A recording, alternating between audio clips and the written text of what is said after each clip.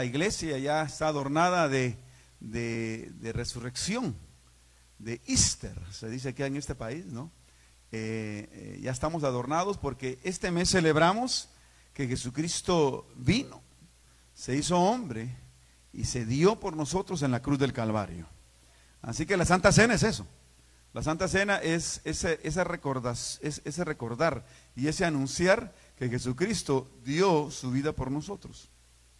En la cruz del Calvario, la muerte no lo contuvo, al tercer día resucitó y hoy se encuentra sentado a la diestra de Dios Padre, intercediendo por cada uno de nosotros. ¿Cuántos celebran eso en su corazón? Amén. Estemos contentos, alabemos al Señor.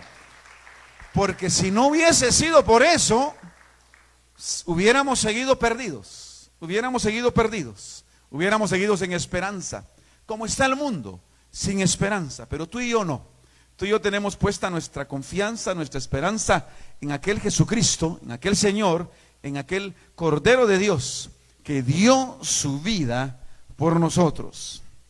Y Él es nuestra porción. ¿Para cuántos el Señor es su porción? Amén, gloria a Dios. Y eso es lo que quiero que hoy tú y yo veamos en esta mañana. Y quiero que vengas conmigo al libro de Lamentaciones. Estoy seguro que no muchos han escuchado mensajes sobre Lamentaciones, pero hoy es el día en que vas a escuchar un mensaje sobre Lamentaciones. ¿Y por qué se llama este libro Lamentaciones? Bueno, son las lamentaciones del profeta Jeremías. El profeta Jeremías se lamentó de la suerte que corrió su pueblo, Israel, del destino que le deparó para su ciudad amada, Jerusalén. Fue destruida. Y la misión del profeta Jeremías fue precisamente anunciar esa noticia, digo, aparentemente terrible, pero llena de esperanza. Mira, la palabra del Señor siempre traerá esperanza al corazón del hombre, aunque la noticia sea mala. Porque la noticia que a Jeremías le correspondió dar al pueblo de Israel era que el Señor había determinado la destrucción de Jerusalén por su pecado. Los falsos profetas le decían al pueblo: no es cierto, no le crean a Jeremías. ¿Por qué? Porque el Señor nos va a seguir bendiciendo. Ustedes sigan tranquilos viviendo como quieran vivir, que el Señor va a seguir bendiciendo. Y esos eran los falsos profetas. Mira, un falso profeta, una de las características del falso profeta, porque existen falsos profetas, es que te va a dar buenas noticias sin importar tu vida.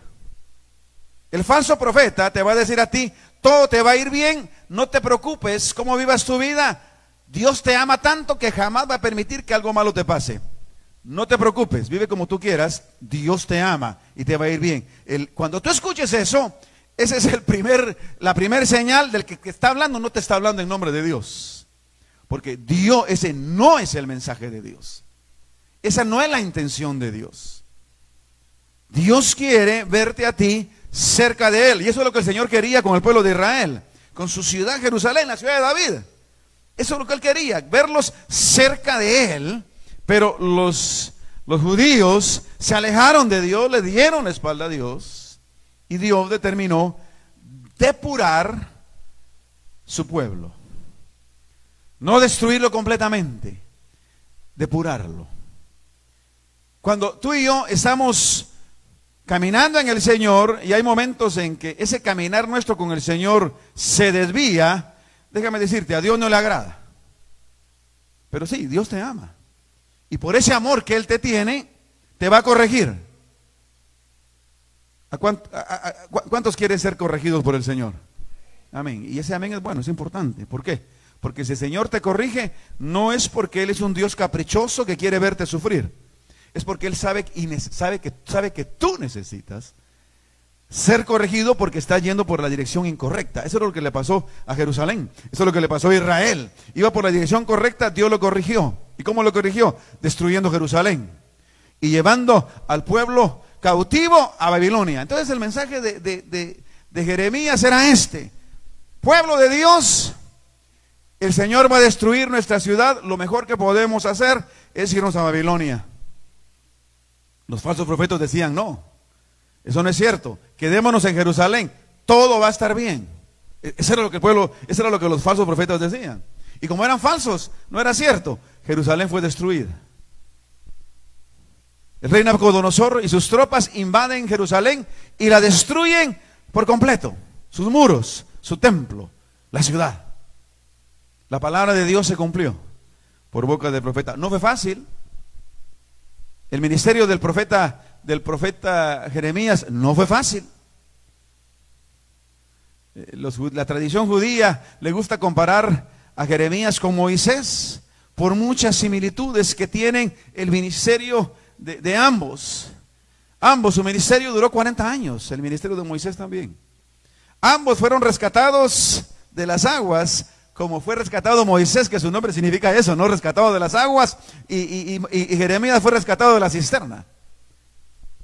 Además, esta palabra que vamos a ver, a algunos les gustaría verlos en el libro, porque es un poema, ¿no? Lamentaciones son 3 poemas, y este es uno de ellos. Les gustaría ver esto después de que Jeremías fue puesto en la cisterna y luego fue sacado. Fue sacado por un esclavo. Por un esclavo. Sacó a Jeremías de la cisterna y también una esclava sacó a Moisés de las aguas. ¿Recordamos eso? Por eso ellos comparan mucho y ciertamente, a pesar de que Jerusalén fue destruida, el Señor trajo libertad al pueblo de Israel. Trajo libertad de ellos mismos, de su pecado. Porque el Señor hizo toda esa corrección porque Israel estaba pecando en contra de Dios y Dios quería que su pueblo estuviera bien con Él. Dios quiere que tú, como pueblo de Él, estés bien con Dios. Dios quiere que todo tu pensamiento, todo tu actuar, todo tu hablar, todo tu caminar sea conforme a la voluntad de Dios para ti. A la voluntad de Él para tu vida, para tu familia, para tu gente, para tu iglesia. Y alguna vez el Señor va a corregir. Pero cuando el Señor corrige, lo hace con el ánimo de que después de corregido, seas mejor. ¿Cuántos quieren ser mejores para el Señor?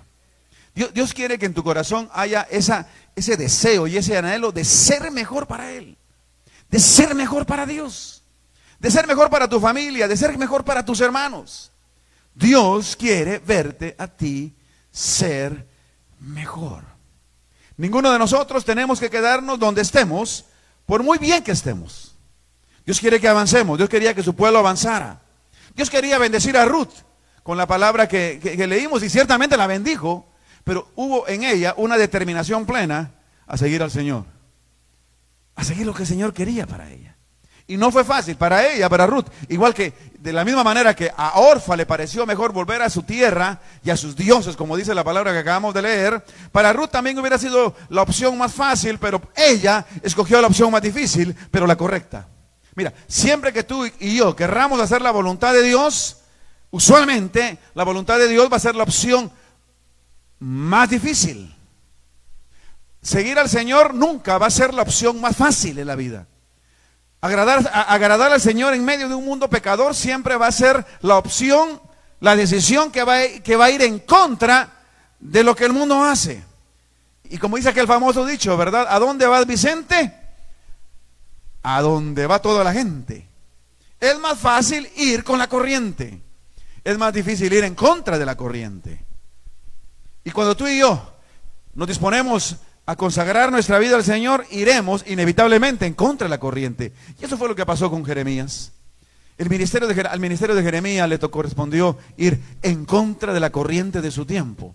Y cuando eso pasa, surgió este hermoso poema. Mira lo que dice la palabra del Señor en el corazón de Jeremías. Lamentaciones 3, 19 al 24 dice: acuérdate de mi aflicción y de mi abatimiento, del ajenjo y de la hiel. Aún lo tengo en la memoria, porque mi alma está abatida dentro de mí. Yo no sé a cuántos, y yo sé que a todos, algunas veces nos hemos sentido como Jeremías. Jeremías fue perseguido por hacer la voluntad de Dios dentro del pueblo de Dios. Mire, eso es increíble, pero pasa. Fue perseguido por aquellos que no querían reconocer a Dios, aunque eran pueblo de Dios, y lo llevaron a un punto tan fuerte que dice la palabra que en un momento determinado hubieron muchos planes para matarle, pero en una de esas fue tirado a una cisterna. Y los estudiosos dicen que en esa cisterna seguramente era una cisterna de desechos humanos. Y ahí estaba el profeta por días, por semanas. Una situación complicada, una situación difícil, por hacer la voluntad de Dios. Mira, Dios va a probar tu fidelidad. Dios va a probar tu fidelidad. Dios va a permitir algunas veces que tú y yo pasemos por situaciones complicadas. Algunas veces van a ser por errores nuestros, otras van a ser por maldad de la gente. Pero vamos a pasar por situaciones difíciles. Y a Jeremías le correspondió, estando dentro de esa cisterna, ser fiel a Dios. Mira, no sé cuál sea la situación por la cual tú estás atravesando hoy, pero la expectativa de Dios frente a la situación que tú estés atravesando hoy es que tú seas fiel a Él. Que no te desvíes ni a la izquierda ni a la derecha. Al profeta le correspondió mantenerse fiel en medio de esa prueba, en medio de esa dificultad. Él fue fiel. Pero la única manera que él lo podía hacer era teniendo la confianza plena de que la porción de él era Jehová. Por eso mira lo que dice acá en los siguientes versos. Alaba al Señor. Dice en el versículo 21, pero esto consideraré en mi corazón y por esto esperaré. Y en el caso de Jeremías, en un momento determinado le tocó esperar en una cisterna, pero ciertamente en la extensión de 40 años de su ministerio, durante 40 años también, en diferentes circunstancias, le tocó esperar al Señor. Y déjame decirte, en el caminar nuestro, en la fe, nos va a tocar siempre que esperar al Señor en situaciones particulares. La situación en la cual tú estás atravesando hoy probablemente sea difícil, o ya pasaste, o pasarás. Lo mejor que tú y yo podemos hacer es esperar en Él.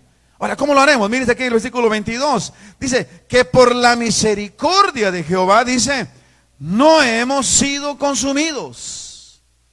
Cuando él está hablando de esto, hablando del pueblo, Dios, a pesar de todo, es misericordioso. A pesar de lo que estaba haciendo, esa depuración que estaba haciendo al pueblo, era porque amaba al pueblo y tenía misericordia de ese pueblo. Mira, Israel es la única nación en el mundo, la única, que después de un poco más de 3.500 años, se sigue llamando Israel.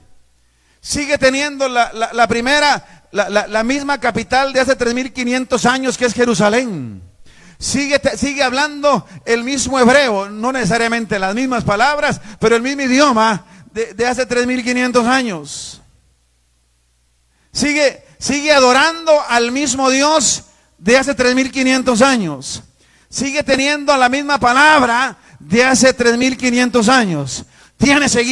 Sigue teniendo la misma promesa de hace 3.500 años. Hermano, hermana, es la única nación en el mundo que ha sobrevivido durante 3.500 años siendo la misma. ¿Y sabes por qué? Porque su Dios es un Dios misericordioso. ¿Sabes por qué? Porque el Dios de Israel es un Dios fiel. ¿Sabes por qué? Porque el Dios de Israel no está con la intención de destruir a su pueblo, sino que está con la intención de purificar a su pueblo. Hermano, hermana, cualquiera sea tu situación, si tú eres pueblo de Dios, déjame decirte, el Señor no está buscando tu destrucción. El Señor está buscando tu santificación. El Señor está buscando tu purificación. El Señor está buscando tenerte cerca de Él. Y el profeta entendía eso. Y dice la palabra aquí en el 23, nuevas son cada mañana. ¿Se imaginan ustedes qué es despertar en una cisterna cada mañana y tener esto en el corazón? ¿Se imaginan ustedes qué significa eso? ¿Cómo te levantaste tú hoy en la mañana? Pues gloria a Dios, el que se levantó feliz, eso es lo que el Señor quiere. Pero algunas veces, si tú eres como yo, no me levanto tan feliz. Y vemos la vida gris. Y algunas veces la vemos oscura. Al profeta le tocó ver esas mañanas desde una cisterna. Y él fue capaz de decir, nuevas son cada mañana. Y mira cómo termina ese verso. Porque grande es tu fidelidad. ¿Cuánto podemos decir eso en esta mañana? Hermano y hermana, agárrate la mano de Dios porque Él es fiel. Él es el único fiel. Si en alguien vas a creer y depositar toda tu confianza, que sea en Él. ¿Por qué? Porque grande es su fidelidad. Mira lo que dice el 24. Mi porción es Jehová. ¿Qué quiere decir eso? Mi porción es Jehová. Es decir, todo lo que es para mí es Él. Y mira, y Jeremías entendía bien esto, porque Jeremías era de la tribu de Leví. Jeremías era de la tribu de Leví, de esa tribu que el Señor había escogido. Y dice la palabra que a la tribu de Leví no le había correspondido ninguna de las tierras de Canaán, sino que el Señor le dijo a la tribu de Leví, yo seré su porción. Yo seré su porción. Si algo van a tener ustedes en la vida, les dijo el Señor a la tribu de Leví, soy yo, le dijo el Señor. Tus hermanos tendrán las tierras, pero tú me tendrás a mí. Si a ti te tocara escoger entre Dios y las tierras, ¿qué escogerías? Mira, déjame decirte, hermano y mi hermana, la mejor opción que podemos tú y yo escoger en la vida es Dios por sobre todas las cosas. Que tu corazón y en tu alma hoy tú puedas decir, mi porción es el Señor, mi porción es Jehová. Si lo tengo a Él, lo tengo todo. Si no lo tengo a Él, aunque lo tenga todo, no tengo nada. Eso era lo que había en el corazón del profeta Jeremías. Por eso, él pudo decir la última frase que dice, por tanto, en Él esperaré. Dice mi alma. ¿Qué dice tu alma hoy? ¿En quién estás esperando? Yo sé que lo que estamos acá estamos esperando en el Dios Todopoderoso. El enemigo va a tratar de convencernos que lo hagamos de otra manera. Déjame decirte no. Dile no. Jeremías tuvo que decir no muchas veces. Y tú y yo seguramente tendremos que decir no muchas veces a lo que el mundo ofrece, a lo que el enemigo trata de decirnos, a lo que el enemigo trata de susurrarnos al oído, especialmente en medio de nuestras dificultades. Recordamos en el caso de Job. ¿Recuerdan ustedes el caso de Job? Cuando vino toda esa tragedia a él por su fidelidad a Dios. ¿Y cómo le dijo a la esposa? Mira, maldice a tu Dios y muérete. Así le dijo. ¿Hay alguna hermana que le haya dicho a su esposo así? Yo sé que no. ¿Hay alguna que lo ha pensado? No diga nada. Eso fue lo que la mujer de Job le dijo a él. Y eso es lo que muchas veces el mundo nos va a decir a nosotros cuando estamos caminando en el Señor y algunas veces las cosas no van como quisiera que fueran. El mundo nos trata de decir, ¿sabes qué? ¿Para qué sigues a Dios? ¿Para qué vas a la iglesia? ¿Para qué leen la Biblia? ¿Para qué oras? Y eso es lo que el enemigo trata de decirnos. Cuando estamos en medio del valle de sombra y de muerte, pero es ahí donde tú y yo podemos recordarnos. Precisamente como David lo dijo, cuando el Señor dijo, cuando el rey David dijo, Jehová es mi pastor, ¿y qué más dijo? Nada me faltará. En lugares de delicados pastos, que dice él, me hará descansar. Junto a aguas de reposo me pastoreará. Y dice en otra parte, y esa es la parte que estaba atravesando Jeremías, aunque ande en valle de sombra y de muerte, que dice, no temeré mal alguno. ¿Por qué? Porque Jehová, mi Dios, estará conmigo a donde quiera que yo vaya. Ese es nuestro Dios. Pero tenemos que hacerlo a Él nuestra porción todos los días de nuestra vida. Y para ello tenemos que esperar en Él. Y ese esperar en Él requiere paciencia. Mira lo que dice aquí la palabra del Señor en 1 Corintios capítulo 13, verso 4 al 7. Dice, y este lo decimos siempre en las bodas aquí en Templo Emanuel, ¿verdad? Si usted está en una boda donde yo estoy casando a alguien, esa va a ser la palabra que vamos a leer siempre. ¿Por qué? Porque los que se casan la necesitarán tarde o temprano. Amén. Dice acá, dice, el amor, que dice es sufrido. En otras versiones dice, el amor es paciente. Dice, el amor es sufrido, es benigno. El amor, dice, no tiene envidia. El amor no es jactancioso, no se envanece, no hace nada de individuo, no busca lo suyo, no se irrita, no guarda rencor, no se goza de la injusticia, sino que se goza de la verdad. Y mira lo que dice aquí el versículo 13, el versículo 7, haz lo tuyo. Todo lo sufre, todo lo cree, todo lo espera, todo lo soporta. Gloria a Dios. ¿Cuántos queremos vivir una vida así? Oh, gloria a Dios, el que dijo amén. No es fácil. No es fácil. Es más fácil en esos momentos explotar. ¿Cuántos explosivos hay acá? Nadie diga amén. ¿Cuántos tóxicos y tóxicas hay acá? Nadie diga amén. Porque mira, 1 Corintios 13 es precisamente la fórmula en contra del, ¿cómo se dice? Toxicismo. Si quieres dejar de ser tóxico, lee 1 Corintios 13. Si quieres dejar de ser tóxica, lee 1 Corintios 13, especialmente el versículo 7. Digámoslo todos juntos, y para empezar lo tienen ahí en la pantalla. Mira lo que dice: todo lo sufre, todo lo cree, todo lo espera, todo lo soporta.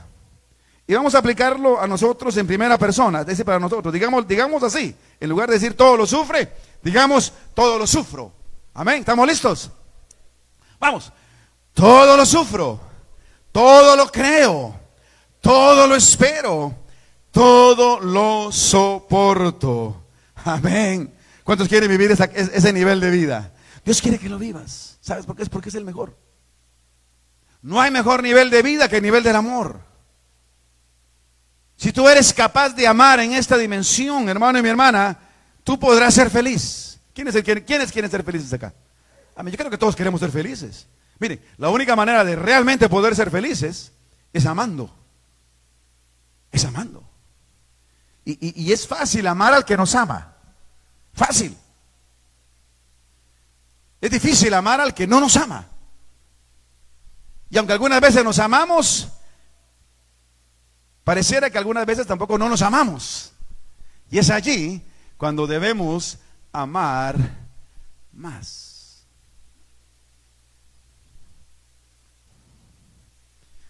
Te pregunto, ¿amas al que está a tu lado? Amén. Dile al que está a tu lado: te amo en el Señor. Dile, te amo, pero ponle la frase en el Señor, ¿ok? Te amo en el Señor. Te amo en el Señor. Ahora, dile otra vez: no importa lo que hagas. Dile. De igual manera te amaré en el Señor. De eso se trata. Si queremos ser realmente felices, esa es la clave. Porque mira, Jeremías, en medio de todo, Lo que tocó vivir, lo pudo vivir porque amaba. ¿A quién amaba? Amaba a Dios y amaba a su pueblo. Jeremías sufrió de la manera que sufrió porque amaba a su pueblo. Amaba a Jerusalén. Y por eso sufría. Mira, yo le digo a la gente, mira, a nadie le gusta sufrir. Pero el sufrimiento, el dolor, es el precio del amor. Si no quieres sufrir, no ames. Eso te va a garantizar nunca sufrir.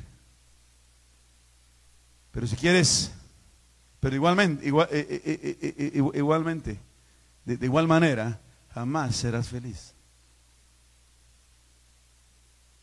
Pero si tú quieres amar, tienes que estar dispuesto a sufrir. Tienes que estar dispuesto a eso. Porque ese es el precio del amor. Mira, el mes pasado fue el mes del amor, ¿verdad? Y tal vez nos regalamos flores, tal vez nos regalamos chocolates, tal vez algunos todavía tienen algunas espinillas y barros del montón de chocolates que se comieron en el mes de febrero. Pero el amor verdadero va mucho más allá que un ramo de flores, va mucho más allá que una caja de chocolates, va mucho más allá de una joya que hayamos podido recibir o regalar. El amor es estar dispuesto a sentir dolor. Cuando aquel que amamos nos falla. Cuando aquel que amamos nos hace daño. Te pregunto, ¿estás dispuesto a amar de esa manera? Dios quiere que lo hagas. Dios quiere que ames. Dios quiere que ames como Él amó. Y Jesús amó al nivel de la cruz, dando su vida por ti y por mí. Y cuando somos capaces de ver la vida así, de esperar así, de tener esa actitud de existencia, eso crea en nosotros esperanza.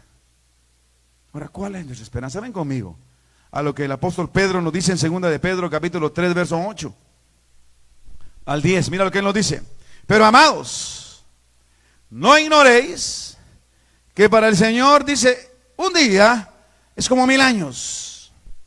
Y 1000 años, ¿cómo qué? Como un día. El Señor dice, no retarda su promesa, según algunos la tienen por tardanza, sino que es paciente para con nosotros. Tú y yo tenemos que ser pacientes los unos por los otros, ¿right? Pero ¿por qué podemos ser pacientes? Porque Él fue paciente y Él es paciente con nosotros. Dice, no queriendo que ninguno perezca, sino que todos procedan al arrepentimiento. Pero de la misma manera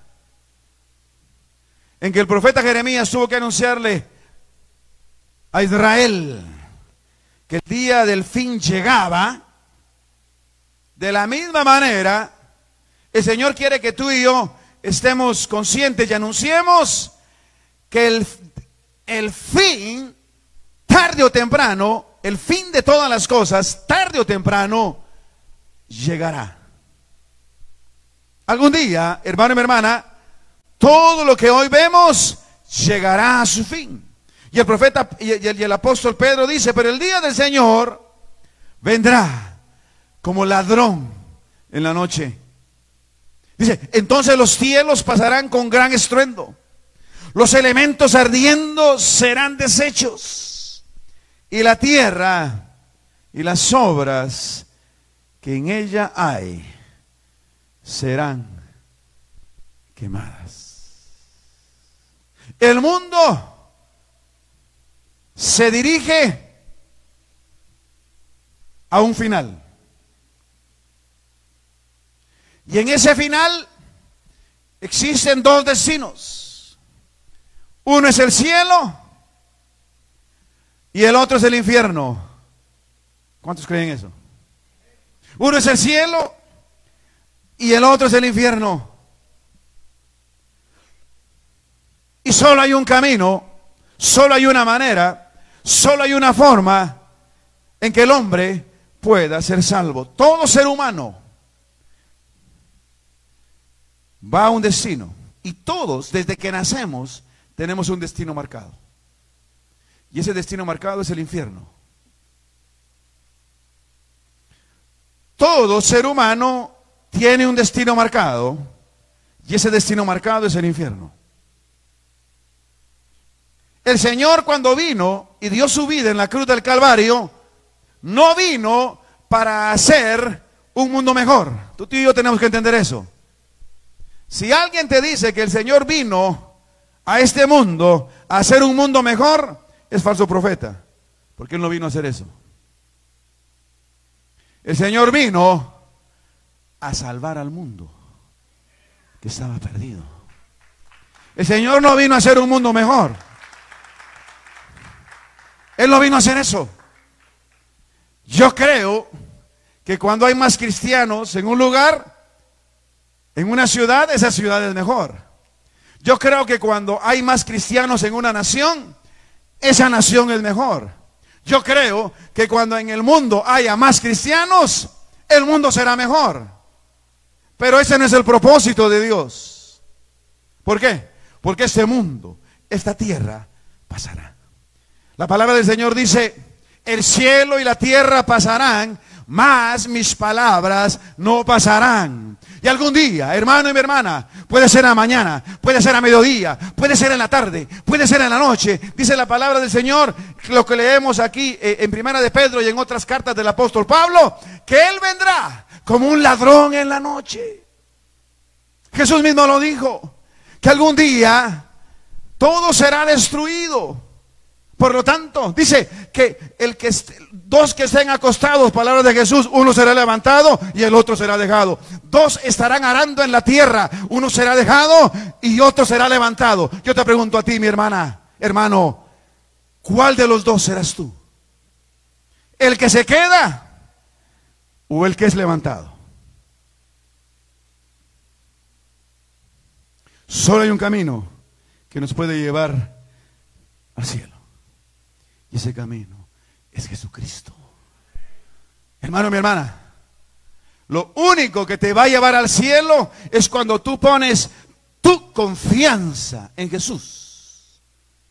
Como lo dijo Jeremías, mi porción es Jehová.